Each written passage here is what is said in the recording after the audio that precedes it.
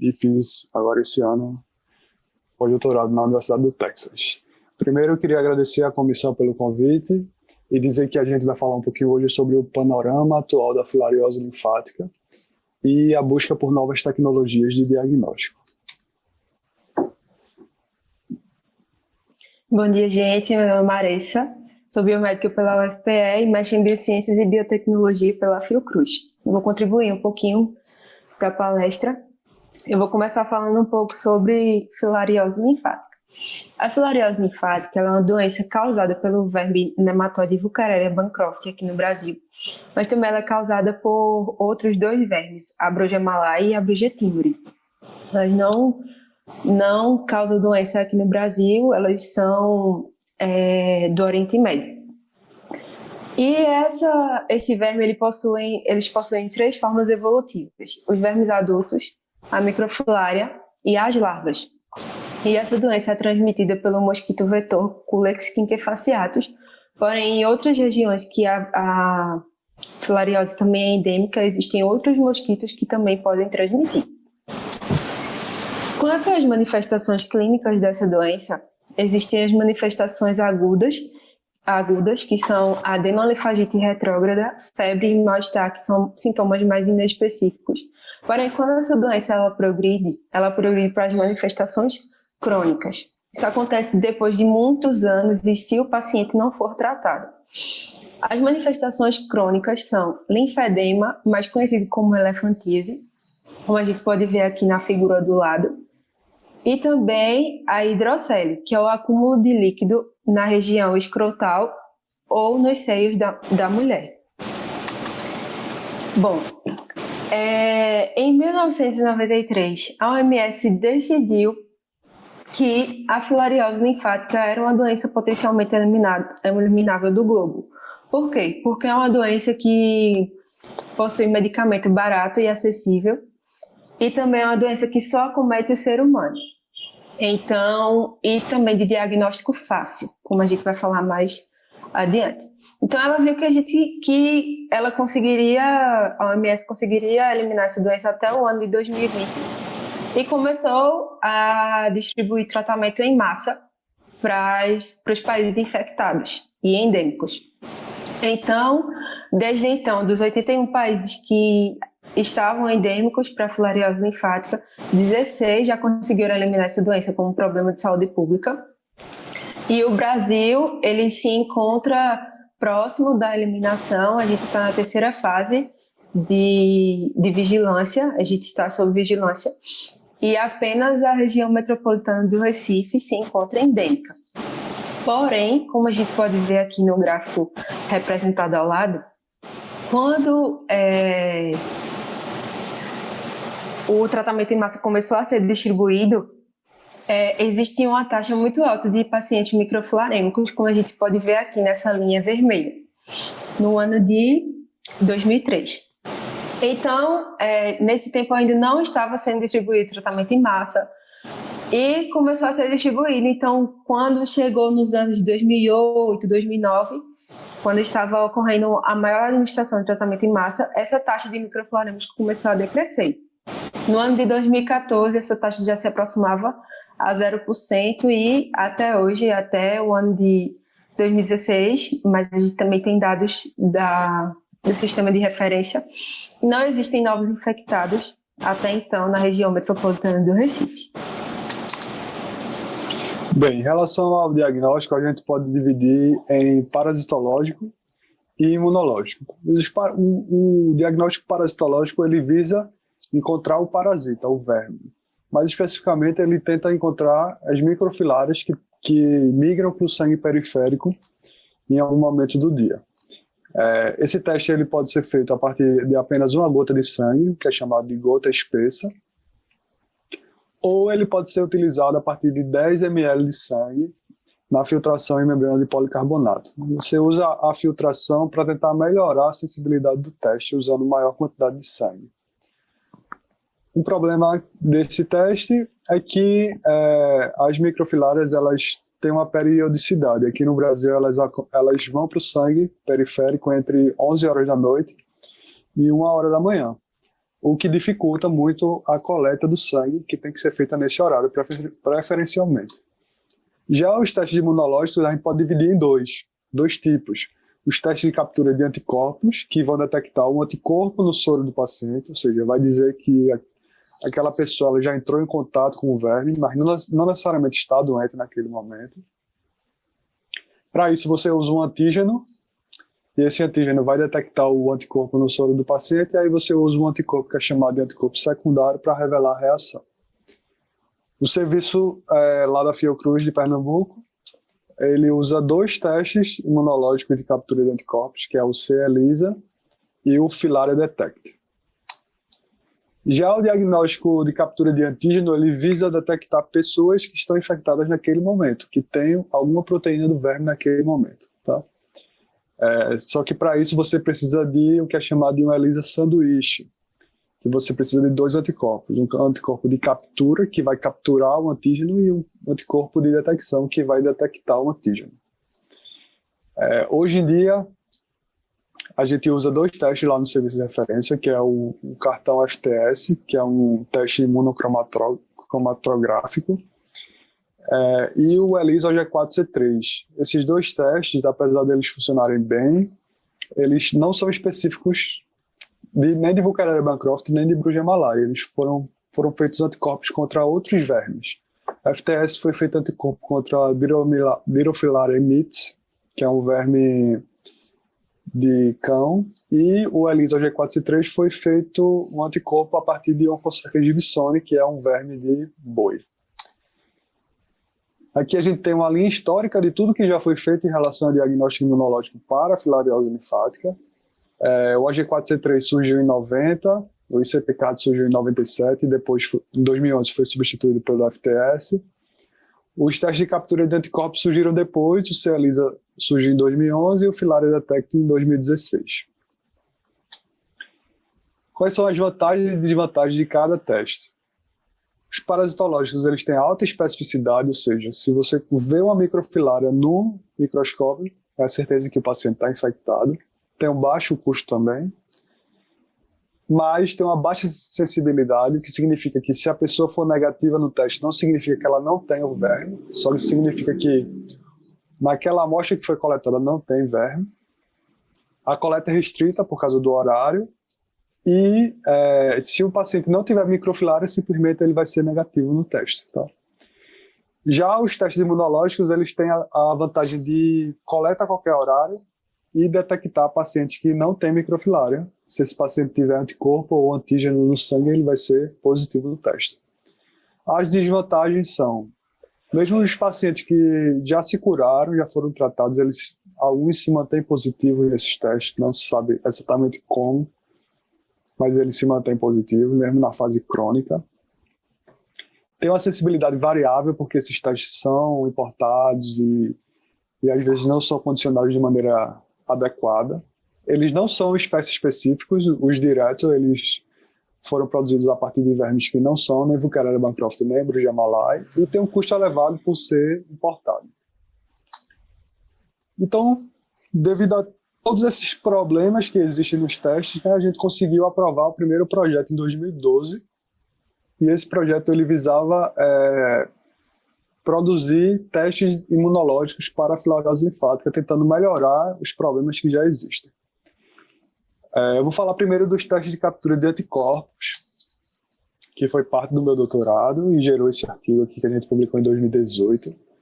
A gente usou 2 antígenos, como está mostrado aqui na figura de cima, a gente usou 2 antígenos para capturar os anticorpos que estão no soro dos pacientes. Os 2 antígenos que a gente usou foram a WB14 e a WBT. Aqui na figura esquerda, na figura 1, a gente consegue ver uma banda referente a essas proteínas. Essas proteínas do verme foram expressas em bactéria. Tá? E aí a gente fez 2 ELISA. O ELISA anti-WB14, que usou a WB14 para dissolver a placa do ELISA. E aí a gente colocou o soro dos pacientes. Se esse soro dos pacientes tinha os anticorpos, quando a gente incluiu o anticorpo secundário, esse anticorpo secundário se ligou do anticorpo específico contra a WB14, e aí a reação foi revelada. Da mesma forma, a gente fez uma ELISA anti-WBT, usando a WBT em vez da WB14. Tá? No final, o que foi que a gente encontrou, né? Será que esses testes são bons? O que a gente encontrou é que eles são sim bons, porque de 30 pacientes que a gente tinha, que eram os verdadeiros positivos, que são esses dois quadros vermelhos aqui na figura do lado esquerdo, de 30 pacientes positivos, os dois testes conseguiu reconhecer 27. Isso dá uma sensibilidade, está aqui mostrado nesse quadro vermelho na tabela, de 90%. Então, tanto a ELISA WB14 como a ELISA WBT tiveram 90% de sensibilidade. Ou seja, conseguem reconhecer 90% dos pacientes que estão ou já foram infectados. Já em relação à especificidade, de 30 pacientes não endêmicos, que são esses quadros azuis, são pacientes que não vivem em Recife, não vivem em área endêmica. De 30 pacientes, só um que foi positivo, o que é muito bom, né? A gente esperava que nenhum fosse positivo, mas também não existe teste perfeito. Então, a gente conseguiu especificidade de 96,6%, o que é muito bom. Quando a gente comparou nossos resultados com o resultado do C-ELISA, que a gente usa, que é o teste comercial, a gente viu que tinha a mesma quantidade de sensibilidade e tinha a mesma porcentagem de sensibilidade, 90%, e a especificidade foi bem maior, porque o C-ELISA conseguiu reconhecer 9 pacientes não endêmicos dos 30. Esse reconhecimento provavelmente é uma reação inespecífica, tá? Que pode ser causada porque essas pessoas estavam infectadas com outros vermes, como vermes intestinais, por exemplo. Então, dando continuidade, a gente viu que os resultados com o teste de captura de anticorpo foram promissores, então a gente decidiu fazer um teste de captura de antígeno. Eu trabalho nisso desde o meu IC e trabalhei nisso no meu mestrado também. Basicamente, o que é que acontece? A gente precisa de um anticorpo de captura fixado na placa, o antígeno, que vai estar presente no soro, e um anticorpo de detecção. E para revelar a reação, nós utilizamos um anticorpo secundário, que é conjugado a uma enzima, mais comumente a peroxidase, e o substrato da peroxidase que vai revelar a reação. Nós conseguimos produzir anticorpos monoclonais e policlonais, como eu vou apresentar agora. O primeiro passo foi produzir os anticorpos policlonais. Como é que isso acontece? Para a imunização dos coelhos que nós utilizamos, nós expressamos uma boa quantidade de proteína recombinante, no nosso caso a RWB14. Então, nós imunizamos esses coelhos de cerca de 3 meses de idade. Foram 4 imunizações, cada uma delas com cerca de 25 microgramas de proteína. E depois de mais ou menos 60 dias, nós fizemos a sangria total nesses coelhos e coletamos o soro desses coelhos. E então a gente testou esse soro através do ELISA indireto, que é o ELISA de captura de anticorpo, e nós notamos que havia uma produção considerável de anticorpo contra a nossa proteína. Então depois disso a gente purificou esses anticorpos policlonais através de uma técnica que é a técnica de imunoadsorção. Então, depois que a gente tenha os anticorpos policlonais, nós precisamos de um outro tipo de anticorpo, que foram os anticorpos monoclonais. Para produzir esse tipo de anticorpo é mais trabalhoso, mais demorado. Então, nós também precisávamos de uma boa quantidade de proteína RWB14 para imunizar, dessa vez, camundongos balbi. Então, nós imunizamos esses camundongos e, ao mesmo tempo, nós mantínhamos células SP2.0 em cultura. Essas células são células imortalizadas, elas são células de mieloma, são linfócitos modificados. Elas não são produtoras de anticorpo, mas elas têm essas características de serem imortais.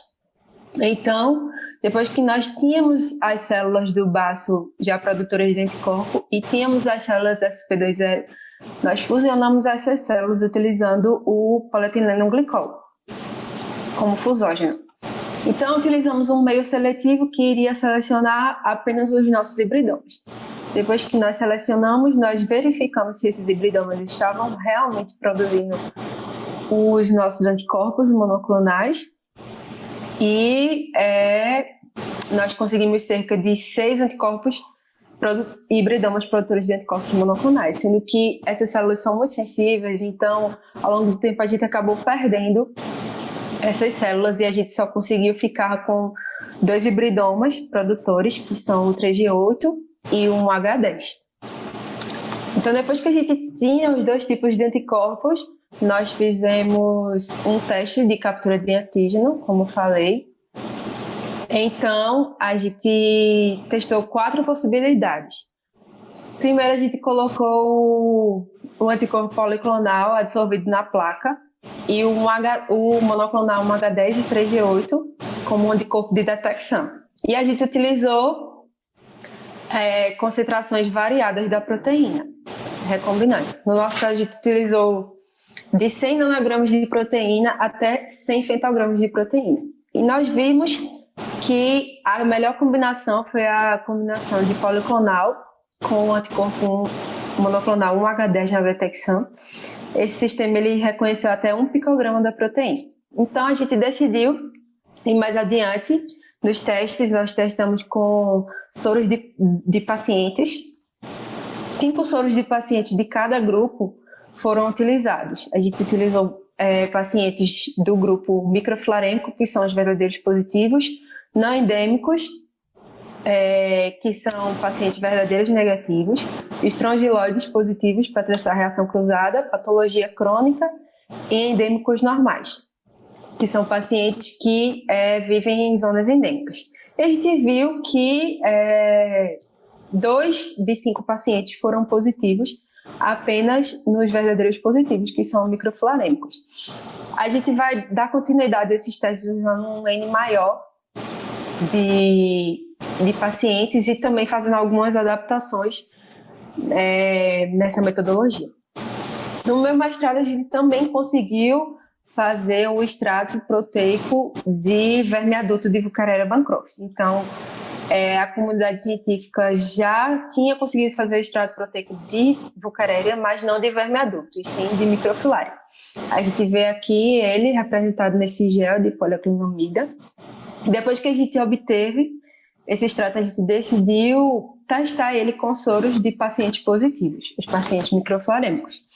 E aí a gente viu que a nossa proteína recombinante foi reconhecida por esses soros, como o André já tinha mostrado através do ELISA, a gente testou agora através de Western blot. E a gente queria ver se a nossa proteína nativa, a WB14 nativa, era reconhecida. Porém, a gente percebeu que ela não apareceu. Apareceu uma proteína de mais ou menos 14 kilodaltons. E essa proteína ela será alvo de estudos posteriores para a identificação de novos biomarcadores. E para validar esse teste que a gente fez um controle negativo utilizando um pool de pacientes negativos e a gente percebeu que nem a proteína recombinante, nem a banda de 14 kilodaltons foram reconhecidas, comprovando a veracidade do nosso experimento, que foi repetido 3 vezes. Obrigado, Marissa. E agora, por fim, a gente conseguiu aprovar mais um projeto, que foi aprovado em 2018. E esse projeto ele visa desenvolver, trabalhar com novas ferramentas para desenvolver diagnóstico de captura de anticorpo. A gente quer focar em diagnóstico de captura de anticorpo agora, porque além de ser menos difícil de fazer, ele é mais importante agora nesse momento, porque como Marissa mostrou lá no comecinho, o número de casos agora aqui em Recife está muito baixo, está quase 0%, eu acho que está 0,6%, alguma coisa em relação a isso. E os testes de captura de antígenos, eles praticamente não vão reconhecer ninguém agora nesse momento, porque tem poucas pessoas infectadas. O que é mais importante é que a gente consiga ver se algumas pessoas estão desenvolvendo anticorpos contra o verme. Ou seja, se algumas pessoas estão se infectando, não estão apresentando sintomas, mas estão produzindo anticorpos, né? Então, se, sei lá, daqui a 5 anos, algumas pessoas ainda conseguirem estar produzindo anticorpos, Então significa que de alguma forma o verme ainda está presente no ambiente. E esse novo trabalho, que é a última parte da vigilância, ela vai focar em crianças que foram nascidas nesse tempo. Então, crianças que foram nascidas de 2016 até 2021, por exemplo, elas vão ser testadas e a expectativa é que elas não tenham anticorpos contra o verme. Aí sim a gente vai conseguir provar que realmente a gente conseguiu eliminar a filariose linfática. Certo? Então, esse projeto ele visa usar uma ferramenta que é diferente de tudo que já foi usado até agora, que é o que é chamado de proteína quimérica. Proteínas quiméricas são proteínas que são formadas de forma artificial a partir da junção de pedaços de várias proteínas diferentes. Então, aqui nesse esquema que eu vou mostrar para vocês, tentar explicar, a gente selecionou 4 proteínas, que a gente está aí no ponto 1, seleção de proteínas. A gente selecionou 4, que é a proteína A, B, C e D, ok? Então, a gente selecionou isso a partir da literatura. A gente pegou as proteínas que têm os melhores resultados até agora e selecionou essas 4. Aqui nesse quadro rosa, de borda rosa, a gente tem a sequência de aminoácidos da proteína A. Então, como é que a gente vai encontrar dentro da proteína quais são as regiões que são regiões que vão estimular mais a resposta imune e, com isso, os anticorpos vão ser produzidos contra essas regiões específicas. A gente pode fazer o que é chamado de predição de epítopos. Essa predição de epítopos ela vai predizer quais são os epítopos, quais são os pedaços da proteína que vão estimular as células B a produzir anticorpos contra essa proteína. Então, ao invés de usar uma proteína inteira, a gente pode usar só os pedaços específicos que estimulam a resposta imune.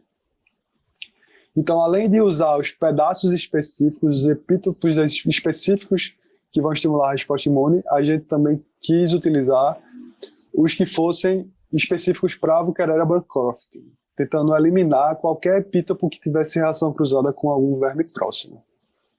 Então, se aqui no ponto 2, por exemplo, a gente olhar essa sequência de aminoácidos, a gente vai ver que tem 3 epítopos. Então, esse programa ABCpred, ele conseguiu detectar 3 epítopos de célula B. Desses 3 epítopos, 2 estão em rosa e 1 está em vermelho. Por quê? Esses 2 que estão em rosa, eles tiveram identidade de 100% para a Wuchereria bancroft, aqui no ponto 3.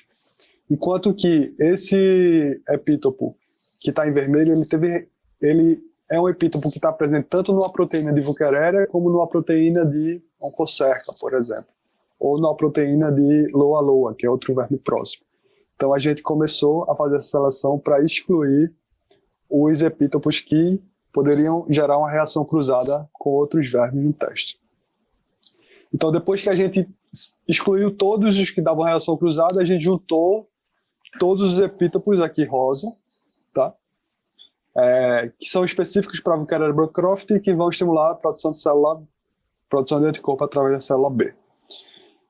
O que é que a gente fez? A gente pegou esse conjunto de aminoácidos, fez o que é chamado de tradução reversa para gerar uma sequência de nucleotídeos, e essa sequência de nucleotídeos é que vai ser usada para produzir o gene. Tá? Então aqui no ponto 5 a gente vai construir um gene quimérico. O que é isso? A gente vai pegar essa sequência aqui da proteína A, que está aqui representado como proteína A, vai fazer o mesmo para a proteína B, para a proteína C, para a proteína D. No final, a gente vai ter uma sequência de nucleotídeo que vai codificar uma proteína com pedacinhos, vários pedaços das 4 proteínas. Tá? Se a gente olhar aqui no ponto 5, para quem não tem familiaridade com biologia molecular, a gente vê vários sítios de enzimas de restrição, tá? Como aqui XBA e RID3, que vão ser importantes para clonar esses genes. A gente vê outros sítios de enzima como NSO1, EcoR1, SA1. Qual a importância desses sítios de restrição? Eles fazem com que a gente possa brincar com esse gene. Tá? Então, a partir de um único gene, eu posso ter várias proteínas diferentes. Para quem já estudou genética e biologia molecular, a gente sabe que os spliceossomos eles fazem exatamente isso. Né? Eles tiram alguns introns e podem fazer uma mistura de vários exons, que é isso que a gente pode fazer. Por exemplo, Se a proteína C ela não apresentou um bom resultado no diagnóstico, a gente pode tirar essa proteína C do gene. Se a gente digerir esse gene com as duas enzimas EcoR1 e SAL1, a gente retira a proteína C e aí a gente já tem uma nova proteína, que é formada pela A, B e D. Tá? Da mesma forma, a gente pode tirar a D ou a gente pode tirar a e a B. Certo? Então, a gente pode brincar de várias maneiras diferentes e ter, a partir da mesma construção, várias proteínas quiméricas diferentes. Até agora, a gente tem duas construções. Essas duas construções, esses dois genes, eles geram em torno de 9 proteínas diferentes. E a gente está na fase de encomendar os genes, e aí os genes vão chegar. E a nossa intenção é usar esses genes para desenvolver um futuro projeto de mestrado ou doutorado. Talvez Marissa continue trabalhando com a gente, faça o doutorado, mas e mesmo que ela faça, vai ter gene e proteína suficiente para muita gente trabalhar. Então, a intenção é que esse projeto ele seja desenvolvido através de alunos de mestrado e doutorado. Certo? A gente queria agradecer a todo mundo que contribuiu para que esses trabalhos fossem realizados. Desde 2013 que a gente vem trabalhando com isso. Eu desde 2013, acho que Marissa desde 2015. Os departamentos de virologia, microbiologia e parasitologia da Fiocruz são os departamentos que auxiliaram a gente. Eu fiz doutorado lá na virologia, a Marissa fez iniciação lá na virologia também. A gente agora está trabalhando na microbiologia, porque é o pessoal que entende mais sobre expressão de proteína, produção de proteína quimérica. Vocês vão ver a palestra de Wagner mais na frente, ele vai explicar bem direitinho isso. E o departamento de parasitologia é o departamento que ajuda a gente a escrever projeto, a aprovar projeto, com as amostras. Todas as amostras vêm lá do Serviço de Referência Nacional de Filariose, que é no departamento de parasitologia. Nós tivemos financiamento da FACEP e do PROEP, do CNPq da Fiocruz. A FACEP já encerrou o projeto, mas a gente ainda tem muita coisa para fazer. E do projeto do PROEP ele vai até 2021, se eu não me engano. E aqui eu coloquei meu e-mail pessoal porque a gente realmente está precisando de aluno de mestrado e doutorado. Então, quem tiver interesse em trabalhar com essas proteínas quiméricas aí que eu tentei explicar para vocês, por favor, manda e-mail para a gente está aberto a receber novos alunos. Agora, no final do ano, deve ter seleção de mestrado e doutorado lá na Fiocruz e também aqui na UFPE. E a gente, tanto no projeto de proteínas quiméricas, como naquele outro projeto do extrato do verme adulto, a gente tem interesse em receber novos alunos. Eu só queria enfatizar aqui, rapidinho, que eu ainda tenho tempo, que nesse projeto aqui, esse projeto aqui do extrato de verme adulto, ele é muito importante porque aqui no serviço de referência da gente, da Fiocruz, é o único lugar do mundo que tem um banco de verme adulto de Wuchereria bancroft. Porque hoje em dia é muito difícil você coletar verme adulto de paciente com filariose linfática, porque o tratamento ele é muito eficiente, então ele mata os vermes adultos. Então a gente é o único lugar que tem ainda verme adulto, então a gente pode tentar explorar esses vermes adultos e, como Marissa explicou bem aqui, tentar pegar essa banda e tentar encontrar marcadores que podem ser marcadores que nunca foram trabalhados até hoje, para que a gente consiga desenvolver testes que sejam melhores dos que já existem. Tá bom? Obrigado a todos. Marissa, quer falar alguma coisa? Não, só obrigada, gente, pela atenção. Estamos aqui para tirar dúvidas de vocês, tá?